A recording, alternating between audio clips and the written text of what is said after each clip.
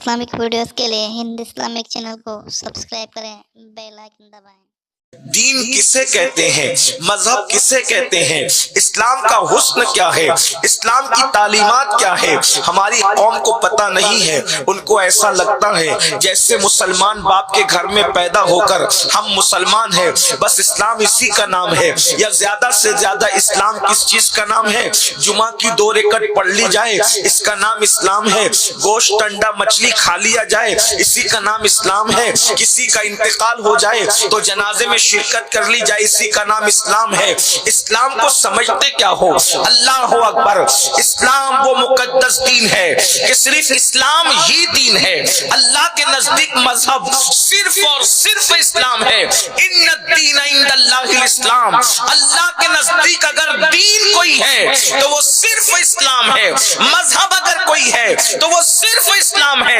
حضرت سیدنا آدم اسلام کے پیغمبر بن کر آئے تھے، حضرت شیس اسلام کے پیغمبر بن کر آئے تھے، حضرت نوح اسلام کے پیغمبر بن کر آئے تھے، حضرت ابراہیم، حضرت اسماعیل، حضرت داؤد، حضرت ایوب، حضرت یوسف، حضرت ذوالکفل، حضرت عزیر، حضرت عیسیٰ، یہ سب اسلام کے پیغمبر بن کر آئے تھے، اور وہی دین لے کر کے آئے تھے جس دین پر ہم چل رہے ہیں۔ اور اس کے بعد جب یہ دین لے کر مصطفیٰ جان رحمت صلی اللہ علیہ وسلم تشریف لائے، اللہ کے آخری رسول جب تشریف لائے، ہر نبی تشریف لائے، دعوت توحید لے کر کے آئے، اللہ ایک ہے، اس کے سوا کوئی عبادت کے لائق نہیں۔ اور دوسری بات کہ آخری نبی دنیا میں تشریف لانے والے ہیں، اللہ کے محبوب دنیا میں تشریف لانے والے ہیں، اور اس کے بعد جب آخری نبی تشریف لائے تو اللہ نے ان پر اپنا دین مکمل کر دیا،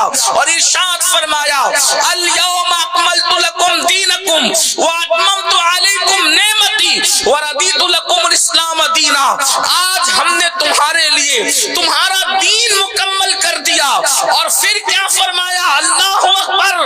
اللہ نے اپنی ساری نعمتیں تم پر تمام کر دی، ساری نعمتیں تمام کر دی۔ پتہ چلا دین جب مکمل ہو رہا ہے تو نعمتیں بھی تمام ہو رہی ہے۔ وَأَتْمَمْتُ عَلَيْكُمْ نِعْمَتِي، اللہ کے یہاں جتنی نعمتیں تھی ساری نعمتیں اللہ نے اپنے محبوب کو عطا کر دی۔ وَأَتْمَمْتُ عَلَيْكُمْ نِعْمَتِي، نعمتیں تمام کر دی۔ یعنی پیارے، اب کوئی تجھ جیسا حقدار آئے گا نہیں اور کسی کو نعمت دیں گے نہیں۔ سبحان اللہ! یہ ختم نبوت کی بھی دلیل ہے، یہ ختم آیہ مبارکہ ختم نبوت کی بھی دلیل ہے، اس لیے کہ جب اللہ نے نعمت تمام کر دی ہے تو اب کوئی حقدار آئے گا کیسے؟ اور جب ساری نعمتیں سونپ دی گئی، عطا کر دی گئی محبوب کو، انا اعطیناک الکوثر کہہ کر ساری کثرتیں تمہیں عطا کر دی گئی، پتہ چلا ساری نعمتیں اللہ نے محبوب کو عطا کر دی اور محبوب کا در دکھا دیا۔ اللہ اکبر! اور محبوب سے کہلوا دیا واللہ یعطی انما انا قاسم، اللہ عطا کرتا ہے اور میں بانٹتا ہوں، سبحان اللہ! تقسیم کرتا ہوں۔ اور پھر فرمایا وَرَضِيتُ لَكُمُ الْإِسْلَامَ دِينًا، ہم نے اسلام جیسی نعمت تمہیں دے کر ہم تم سے راضی ہو گئے۔ یعنی کس سے اللہ راضی ہے یا کس سے ناراض ہے؟ اللہ راضی ہے یا ناراض ہے اس کا فیصلہ قرآن کر رہا ہے۔ جس کے پاس دین ہے اس سے اللہ راضی ہے۔ اللہ فرماتا ہے اللہ نے اسلام جیسی نعمت تمہیں دے کر وہ تم سے راضی ہو گیا۔ دین کیا ہے؟ مذہب اسلام کیا ہے؟ اچھی طرح یاد رکھنا، جو دین اسلام پر مرے گا وہ جہنم میں ہمیشہ نہیں رہے گا۔ جو دین اسلام پر مرے گا، دین کتنا اہم ہے، دین کی اہمیت سمجھو۔ دنیا کی کوئی نعمت دے کر اللہ ہم سے راضی نہیں ہوا، لیکن اللہ جب راضی ہوا تو کون سی نعمت دے کر؟ دین کی نعمت دے کر۔ اور دین کتنی اہم چیز ہے، جنت ملے گی دین کی بنیاد پر۔ ایک ہے دین دے اور ایک ہے دین مذہب۔ تو دین دے کر مذہب دے کر اللہ ہم سے راضی ہو گیا، اللہ تبارک و تعالیٰ ہم سے راضی ہو گیا۔ مطلب اسلام کی بنیاد پر، ایمان کی بنیاد پر، دین کی بنیاد پر سب سے اہم دین ہے، دین سے اہم کچھ نہیں۔ اب اس کو صرف سمجھنے کی، دین کی اہمیت سمجھو، دین کتنا اہم ہے۔ نمبر 1، اگر مکہ المکرمہ جیسا شہر ہو، دین کی اہمیت سمجھیں، کیونکہ ہماری قوم نے دین کی اہمیت ہی نہیں سمجھ۔ بڑا مسئلہ یہ ہے کہ دین کی اہمیت ہم نے سمجھا ہی نہیں، مذہب کی اہمیت سمجھی ہی نہیں، اسلام کی اہمیت سمجھی ہی نہیں۔ جب آپ دین سے دوری کے اسباب تلاش کرنے کے لیے بیٹھے ہیں تو پہلا سبب ہے کہ دین سمجھو، دین، اور دین کی اہمیت سمجھو۔ دین کی اہمیت کیا ہے؟ مکہ جیسا شہر ہے، اس میں خانہ کعبہ ہے، اس میں زمزم کا کنواں ہے، اس میں صفا مروہ ہے، اللہ اکبر، اور ہزاروں انبیاء کے مزارات اس کے سینے میں موجود ہے۔ ایک طرف وہ شہر ہے، ایک طرف وہ شہر ہے، اور ایک طرف اللہ کا دین ہے۔ اب صحابہ کا امتحان ہے، مکہ قبول کرتے ہو یا اللہ کا دین قبول کرتے ہو؟ تو صحابہ نے ثبوت دیا، مکہ جیسا شہر تو چھوڑ سکتے ہیں مگر دین محمدی کو نہیں چھوڑ سکتے۔ سبحان اللہ، نعرہ تکبیر، نعرہ رسالت، اولاد غوث اعظم، نعرہ تکبیر۔ دین کی اہمیت کو سمجھو، مکہ جیسا شہر قربان کر دیں گے، مکہ المکرمہ جیسا شہر قربان کر دیں گے، اللہ کا دین نہیں چھوڑیں گے۔ اللہ اکبر، وطن قربان کیا، وطن کو قربان کر رہے ہیں مگر دین نہیں چھوڑ رہے ہیں، مذہب نہیں چھوڑ رہے ہیں۔ اللہ اکبر، اور آگے چلیں، وطن سے بڑھ کر انسان کس سے محبت کرتا ہے؟ وطن سے بڑھ کر انسان اپنی جان سے محبت کرتا ہے۔ جان کتنی عزیز ہے، اللہ اکبر، لوگ جان بچانے کے لیے وطن قربان کرتے ہیں، اللہ اللہ۔ لیکن صحابہ کو دیکھیں، اب ایک طرف خود کی جان ہے، ایک طرف مذہب اسلام ہے۔ احد کے میدان میں، بدر کے میدان میں، خندق کے میدان میں، خیبر کے میدان میں، حنین کے میدان میں صحابہ جان خوشی خوشی قربان کر رہے ہیں مگر اللہ کا دین چھوڑنے کے لیے تیار نہیں ہے۔ آپ بہت توجہ کے ساتھ آخری تک گفتگو کو یاد رکھنا جو میں تمہید کے طور پہ آپ کے سامنے پیش کر رہا ہوں۔ مکہ جیسا وطن، اللہ اکبر، کرناٹک کی زمین نہیں، مالیگاؤں کی زمین نہیں، مصر اور شام کی زمین نہیں، بلکہ کون سی زمین؟ بلد امین، خانہ کعبہ کی زمین اسلام بچانے کے لیے چھوڑی جا رہی ہے۔ پوچھو تاریخ علماء سے، سادات علماء موجود ہے۔ اللہ اکبر، جب اللہ کے رسول نے فرمایا اپنا دین بچانے کے لیے ہجرت کرو تو پورا مکہ خالی ہو گیا اور لوگ وہاں پہنچے، نہ کعبہ جیسی کوئی عمارت تھی، وہاں کوئی مسجد بھی نہیں تھی، کوئی مدرسہ بھی نہیں تھا۔ صحابہ نے ثابت کر دیا مسجد مدرسہ نہیں دیکھتے، دین بچانے کے لیے سبحان اللہ، سبحان اللہ، دین کتنا اہم تھا، اللہ اکبر۔ اور پھر وہاں پہنچے جسے یثرب کہا جاتا، یثرب جسے کہا جاتا تھا، وہاں پہنچے اور اللہ اکبر، پھر اسی یثرب کو اہل دین کی برکت نے مدینہ بنا دیا اور کروڑوں دلوں کی دھڑکن بنا دیا، اور اس مدینے کو اتنا اہم بنا دیا جو بیماریوں کا گھر تھا اسے دارالشفا بنا دیا۔ سبحان اللہ، سبحان اللہ۔ اور جگہ لوگ جینے کی تمنا کرتے ہیں، مدینہ منورہ وہ ہے جہاں لوگ مرنے کی تمنا کرتے ہیں۔ اللہ اکبر، پتا چلا دین کتنا اہم ہے، جانیں قربان کی گئی۔ اس کے بعد ایک بات آپ سے اور عرض کرنا چاہتے ہیں، اللہ اکبر۔ اب دیکھیں، اولاد، کبھی کبھی انسان اپنی جان سے زیادہ اولاد کو اہمیت دیتا ہے، اس لیے کہ اولاد بڑھاپے کا سہارا ہوتی ہے، اولاد عصائے پیری ہوتی ہے، یعنی بڑھاپا، پیری کہتے ہیں بڑھاپے کو، اللہ اکبر۔